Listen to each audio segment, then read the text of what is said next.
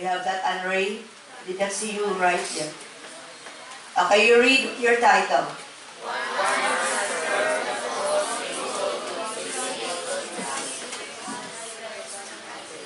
So before we will start our lecture, let's have a 5-minute care time. So I want everybody to please participate and sing loudly. Namao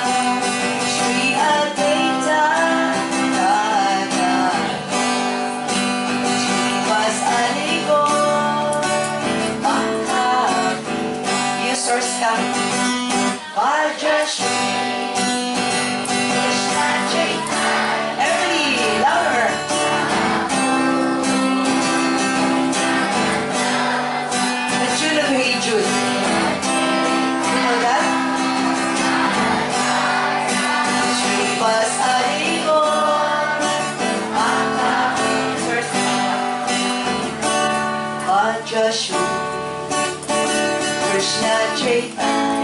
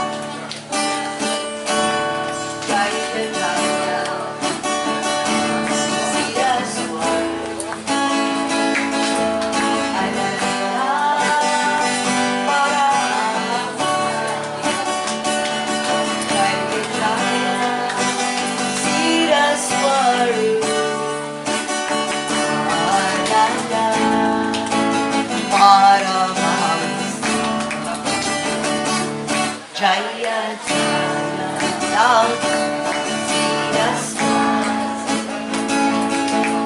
Ananda, Paramas, Jaya, Jaya, see us, Ananda, Paramas. Haribol! Haribol!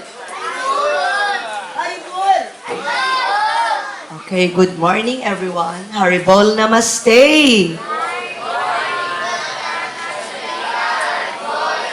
What day is today?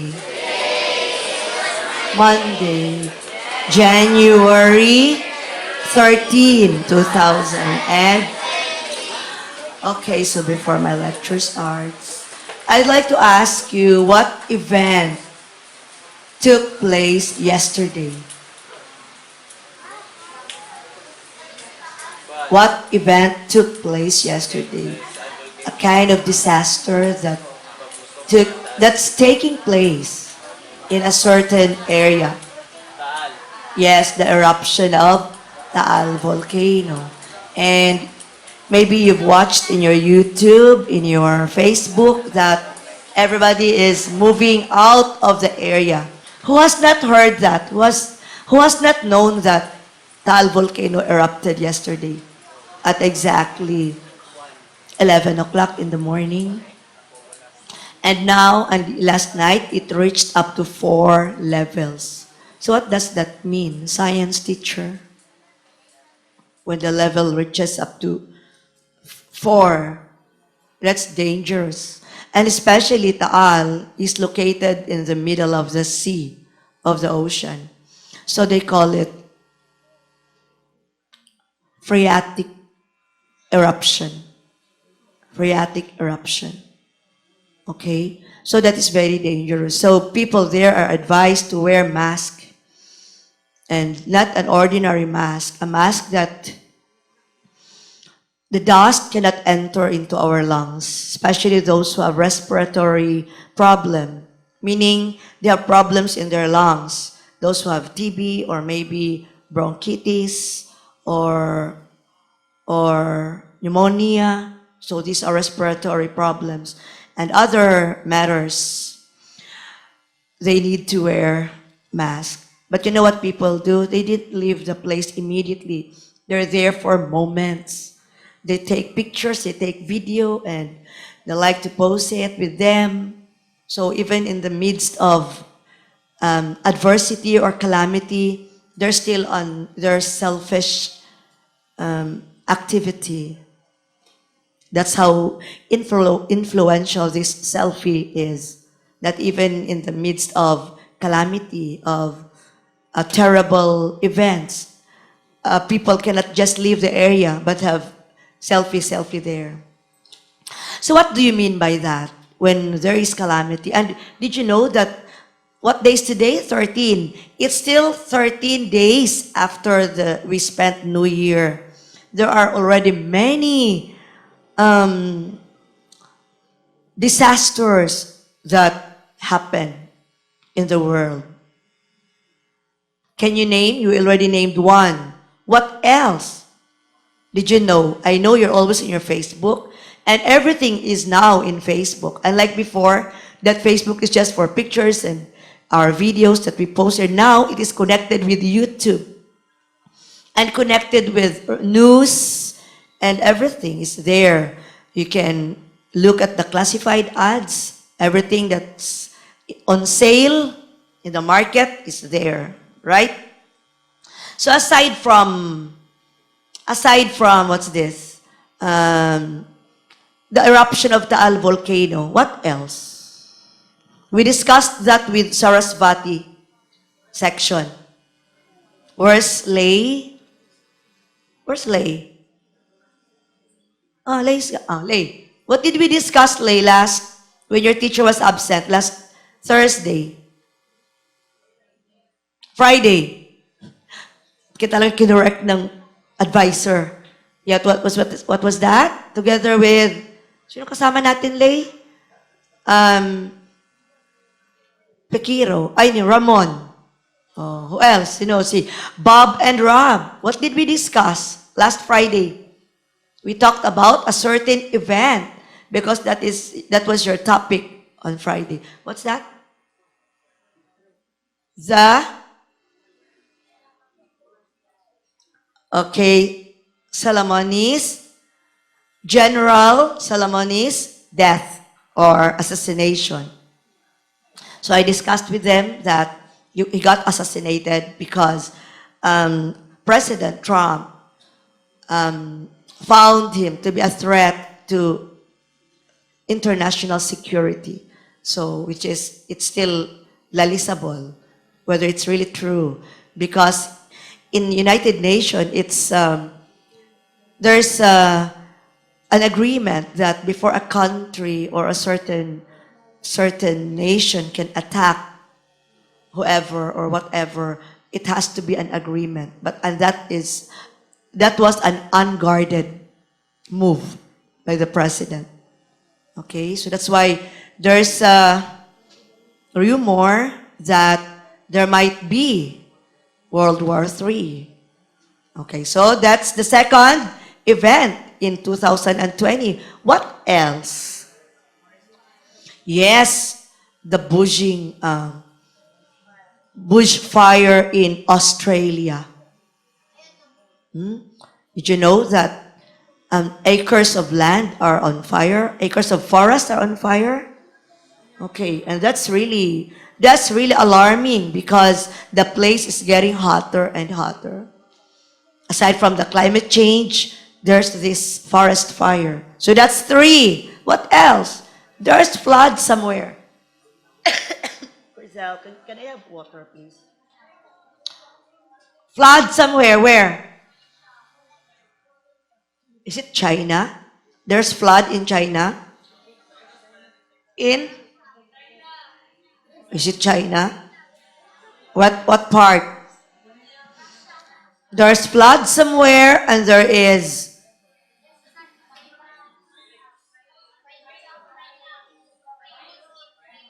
the virus in China.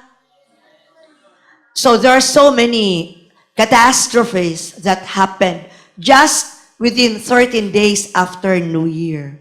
Catastrophe, disaster, calamity. Okay? So what does that point us? What do these things point us, students of Madana Mohana Academy?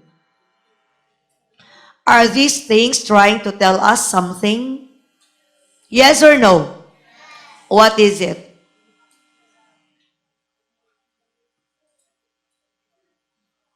Oh, it's not enough to know that there are catastrophes that are happening around. We should know. We should know how are we contributing to it, and we should know the effects, and we should know what are the solutions to that. Yes, Butaya, you're staring at me. What do you think? These are problems, right? These are problems that we are facing. The government will be spending so much. Remember the earthquake in Davao, sir was telling us, it cost people a lot. It even cost their lives. And then help from other neighboring cities, just like Mayor Isko. Our mayor also gave aid to Jensen, to Tupi, because they were badly hit by the earthquake. So these are problems that are confronting us. What does these things point to you, Lakshmi?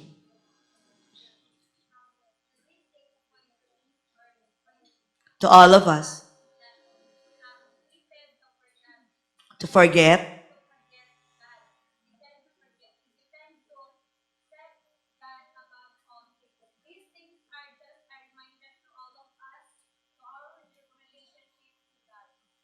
Okay, you'll be the one to give lecture na.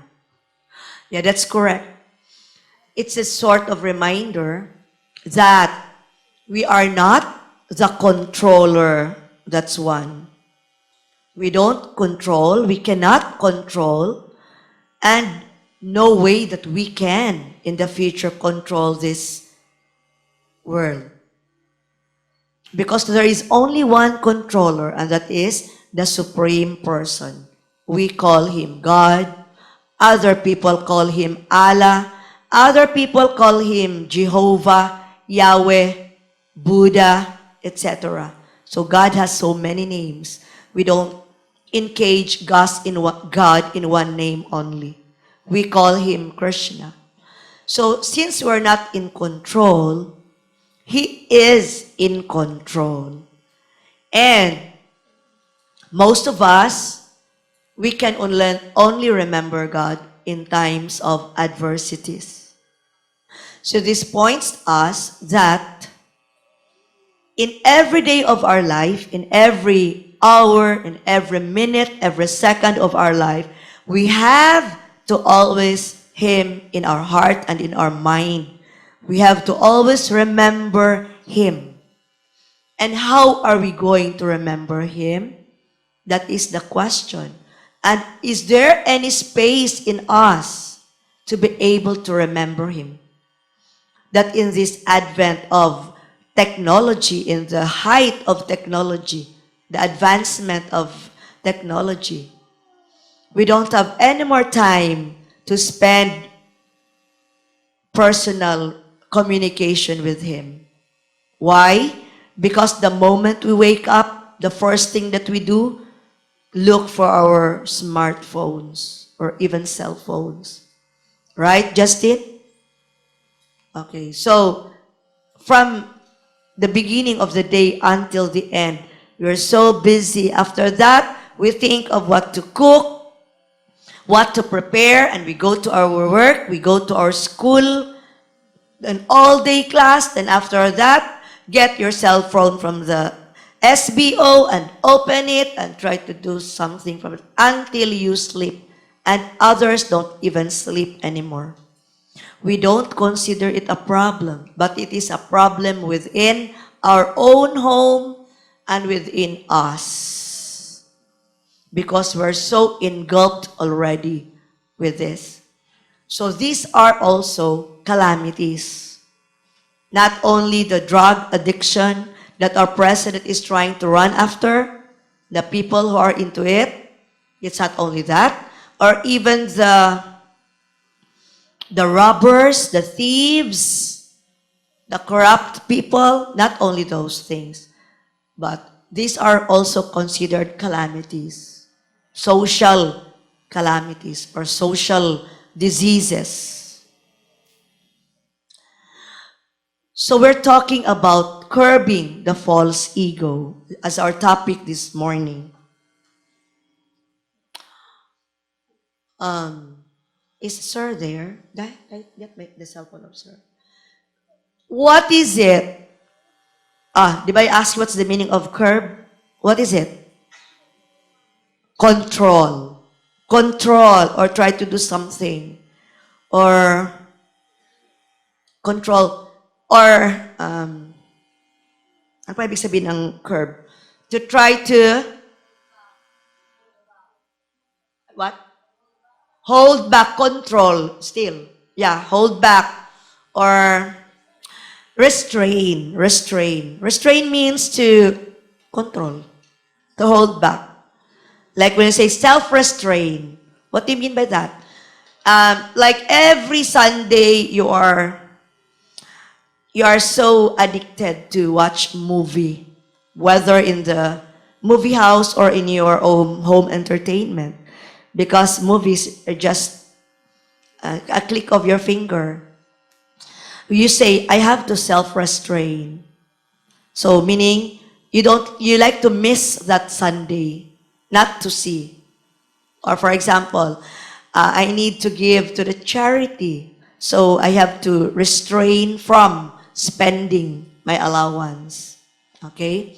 So when you try to curb your false ego, first, we should know what is it that we're going to curb, what we're going to control.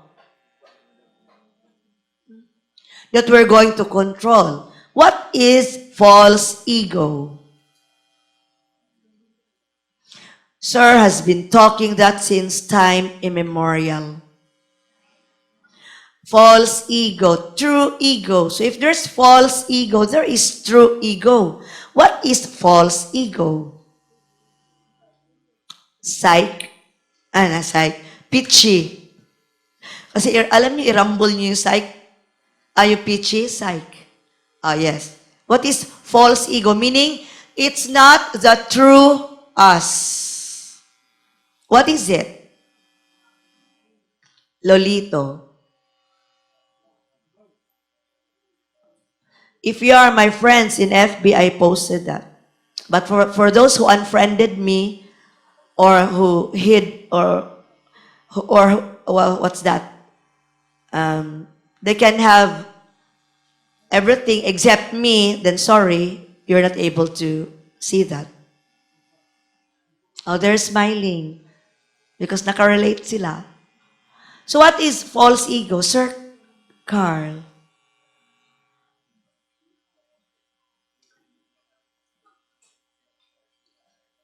Yes, very correct. When we think we are girl, when we think we are boy, when we think you are at the middle, this is bodily identification.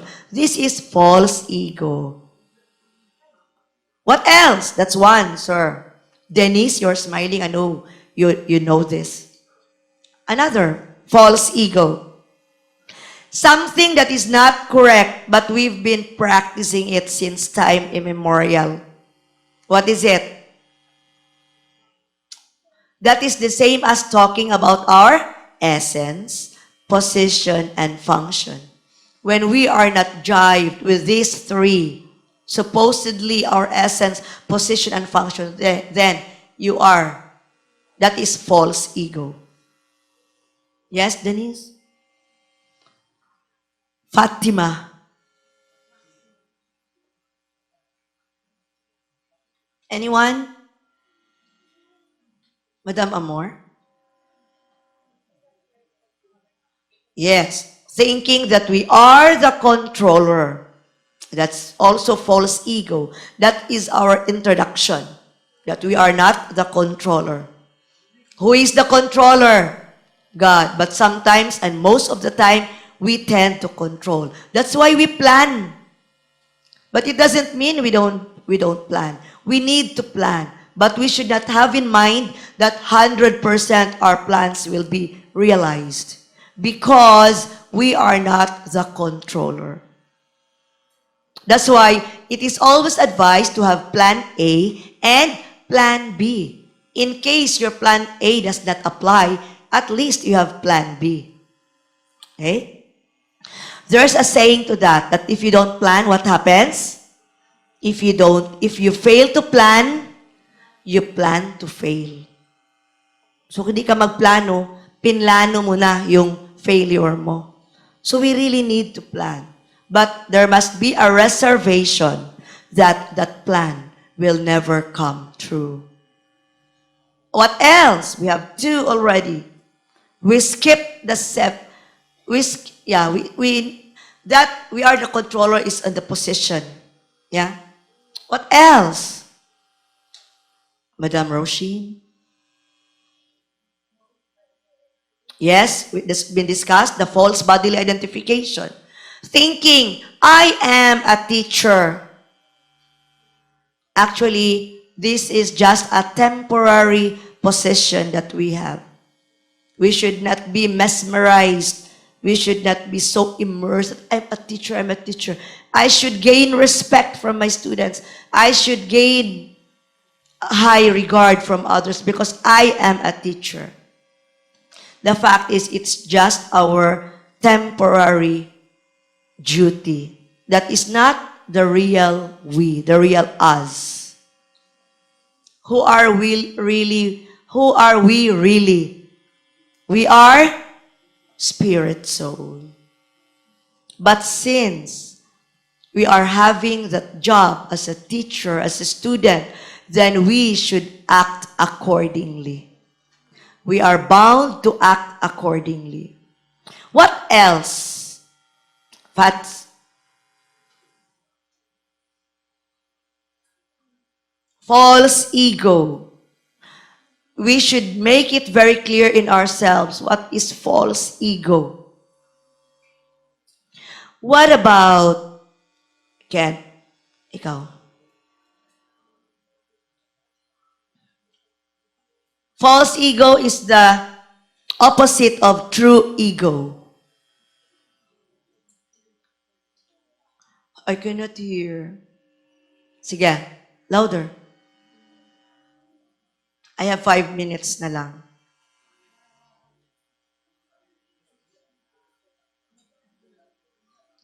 That this material world has many things to offer us. Happiness.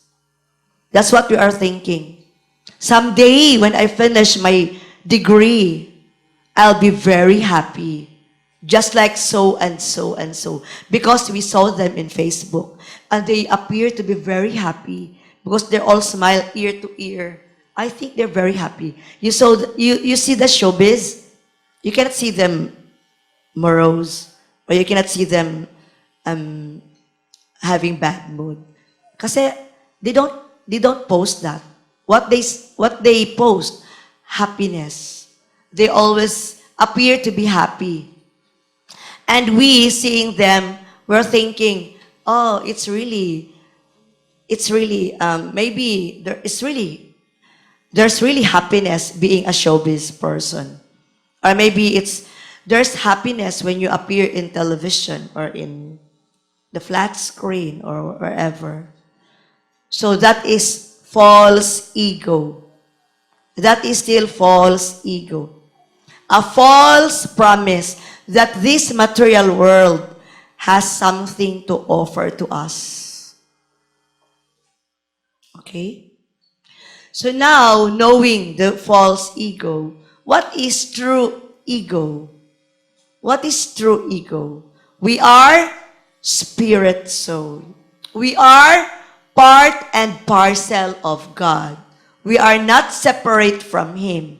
That is why when we tend to separate from ourselves from Him, problem immediately comes because no way that we can separate ourselves from Him. We try to say, I am independent. I am an independent person. I can do what I want. I am not depending on anyone because I am self-sufficient, because I am complete. I have everything in life. You are already in false ego. Because you are completely a deluded soul, covered by illusion or covered by Maya. Maya means illusion or temptation. Or in the Christian world, they say it evil or devil, Maya. Okay? So that is true ego when you admit that you are spirit soul. Because even if you don't admit, you are still spirit soul in essence, part and parcel of God. What else? The true ego. That we are not the controller, we are dominated sparks of God. What do you mean by dominated? We are dominated. Grizel, what do you mean by we are dominated? Meaning somebody is dominating you. In what circumstance that we are dominated? By, once upon a time, I was in a young girl's body, then adolescence, then old age. What is that? We are hooked up with, we are dominated by time. Time is dominating us. We cannot hold time from ticking. Even if you stop, you take off the battery to stop time. We cannot do that. It still continues to tick, tick, tick because this material world is bounded, is hooked up, is dominated by time. So our body is dominated by time. What else that dominates us? We are dominated since we have calamities that happen. It shows that we are dominated by what? Mother Nature. We cannot control Mother Nature. Mother Nature dominates us. And why is it that there's already landslide? There is forest fire. There is a lot of calamities that are happening. Why is it? Because it's also of our own making. We don't take care of the environment. You see, there is an effect to whatever we do to ourselves and to the environment. There is always effect. It might be direct or indirect. It might be sooner or later. By mere throwing of plastic, by mere throwing of garbage anywhere, it already has great effect or ill effect upon us.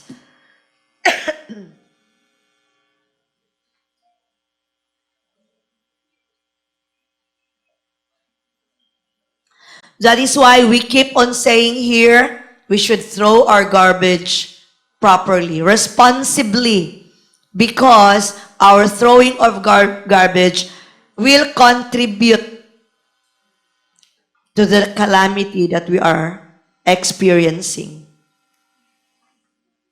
You'll think, malayo kasi I only spend like one biscuit a day. So it's just a mere wrapper, so I can just throw it anywhere. No. We've been advised here at Madana to throw your wrappers, the plastic, in your plastic container. I hope you're still doing that. It is not for us to show that we have these plastic containers. It is for us to be used as our garbage bin. Every time we buy at the canteen, we keep our wrappers and put it in the plastic container. That is why we have plastic containers in our classroom. It's not for decoration, or it's not for just having a good grade.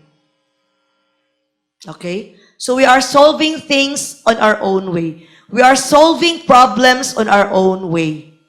Little things. We might say, that's too little, or I'm too little for that huge problem. No. Even though we are just little, we're just small, we can still help. Do you remember the story of Sir about the ant, a mere ant, helping Lord Rama build bridge in sometime in India? It's the story of Rama and Sita. Diba? Who here has heard that in your literature? Ano yung story na yan? Rama and Sita. They tried to build bridge that then Rama can cross the two nations. So the ant was trying to help. So how much an ant can help? Diba? Making a bridge that is very insignificant. But he's trying his best. Don't you know that ants can carry many, many times heavier than he? It's like 6,000 times the ant can carry alone. Unlike us, we cannot even carry a sack of rice. Yeah, we cannot even carry like half sack of rice, but an ant can carry 6,000 times heavier than his body. So when the ant was criticized by one, oh, get out of here! You cannot help because you're too little, and that he was chastised by Lord Rama that he's very little, but he's really helping. And he's even helping more than what he is capable of doing. So we have the intellect, we have the intelligence, and we're schooled. We are taught, especially here at Madana, we are taught with everything. Moral values, spiritual values, academics, everything we are taught. So there's no reason why we cannot function as a caretaker of this planet. So when you say you're a caretaker of this planet, that is your true ego. What else? What about our function? What is our function? What is our function? Again, to render, please sit properly. What is our function, boys? Yes, Larry? Don't be shy, Larry. To render. Huh? We are eternally rendering loving service to God. That is supposed to be our function. So we try to analyze, are we doing that? The way we treat others, are we the eternal loving servant of God? The way we treat the environment, the way we treat our parents, the way we treat our work, is that what you're supposed to do? So that is a very grave commitment. And these calamities that are happening nowadays are a great wake-up call. That is our wake-up call to be able to discern, to be able to meditate. Where are we now? What am I doing? Am I just dilly-dallying here on earth? I am just playing a game? So it is a serious condition that we are in. We have to be responsible. We have to be acting what we are expected to do. As students, as teachers, as spirit soul. Okay? Do you have questions? So in this way, that we are in knowledge about what is real ego in contrast with false ego, we are now ready to receive God's mercy. Because we try to avoid in false ego, and we try to dovetail ourselves in real ego. Because if we try to follow the scriptures that we should act in accordance with our real ego, then there is no problem. Even while we're here in this world of adversities, world of miseries. Diba? What are the three miseries that are confronting us always? Misery caused by Mother Earth. Miseries caused by, Denise? Our mind, which is very strong, especially with you, Denise. Our mind is very strong. It keeps on dictating us wrong thing. So dapat, because we know already what is false ego and what is true ego, you are ready to intercept. We are ready to counteract anything that our mind is telling us. Drinking alcoholic beverage, is that an intelligent move? Is that acting in accordance with your true ego? Trying to hide and drink and smoke, and you're still not satisfied, you try to post it in Facebook. I'm this happy smoking. I'm this happy drinking. And people, because they're afraid of having cancer from smoking, they will use electronic cigarette. And there's this latest study that electronic cigarette, something that's put there, is more dangerous than the true cigarette. So no way that you can act superficially. Ano bang makukuha niyo sa smoke? I used to smoke. I used to do that. But I just learned when I started chanting, I just learned how crazy a person is smoking. Why? Before you can have your cigarette, before you can buy, you have to have money. And money is hard-earned. Then you buy cigarette, then you try to light it, and then burn it, and then put into your lungs. You're putting disease, you're putting cancer to your lips, to your lungs, and to all the people around you. Don't you know that the effect on the people around you and the effect of the one smoking, it is more hazardous for the people around you. What is hazardous? More risky, more dangerous. That is why yung husband nag-smoke, ang asawa hindi. Una, ang asawa matigbak. Kasi siya, inhale niya yung ginhawa ng asawa niya at yung smoke, siya pa yung nagdagkot. Kay very obedient wife. Very loyal and sincere wife. Oh, so, pagising niya sa umaga niya, Han pa, kindly hand me the cigarette. Ano man, loyal wife, kind wife. Dagan-dagan. Ang anak would, very loving daughter and son. Dagan-dagan. Sunuga imong baga. Yeah. Just like Marley, when he was small, we lived in that house. Marley, please give me that cigarette. No, Lo, this is bad for you. Then sabi ng lolo niya, bad for you, but good for me. Kasi his lolo is a lawyer. Magaling mag-ano.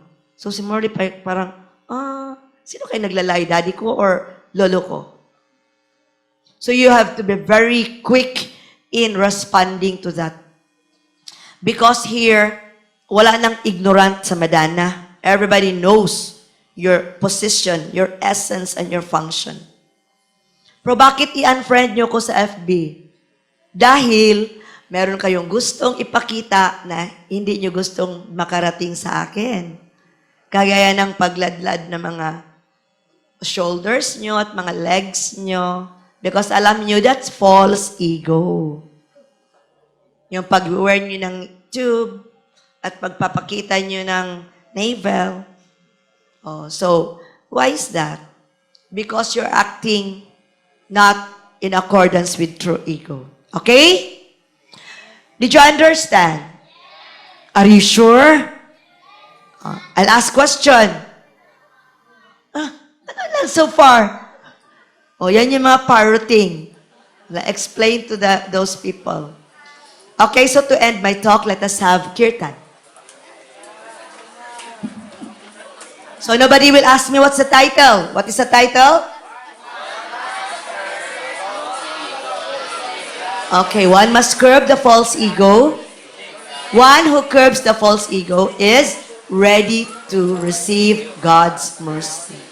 Or in other words, if one must curb the false ego to receive, the same lang yun, different banana, same thing. But I have not emphasized well that you will be able to receive God's mercy. Hindi yun. Ang ibig kong sabihin nun, hindi lang we chant, we hear lecture, we join kirtan, so that we can receive blessing from the Lord. So, it is not the material blessing that we are expecting, kundi blessing that our love for Him will increase, will grow stronger. Baka sabihin nyo, si Madam, sabi niya, may mercy eh. Bumagsak man lagi ako sa exam, or namatay man lagi yung auntie ko, or so wala pala akong blessing. That's not because there is karma. So yung karma, nandyan talaga yan. But when we chant, yung karma natin mabawas-bawasan. Especially when you chant loud and you clap, the karma will go away. So let us chant and clap our hands. Hare Krishna, Hare Krishna, Krishna Krishna, Hare Hare, Hare Rama, Hare Rama, Rama Rama Shoei Karma Hari Hari Hari Bol Krishna Hari. And here small kids. Louder. Hari Hari Hari Rama. I can't hear loud.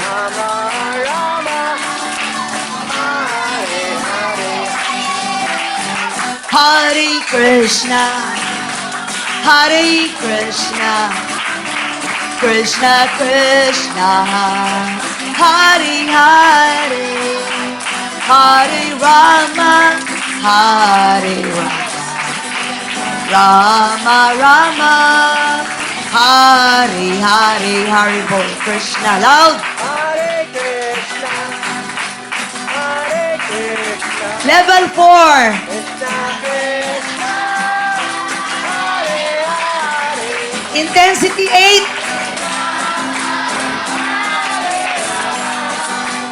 Rama Rama Hari Hari Jaya Jaya Guru Dev Jaya Jaya Nitai Gaur Jaya Jaya Guru Dev Jaya Jaya Nitai Gaur Hari Bol Jaya Jaya.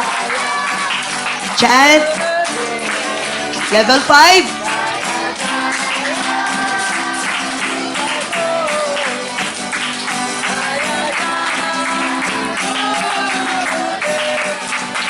Jaya Jaya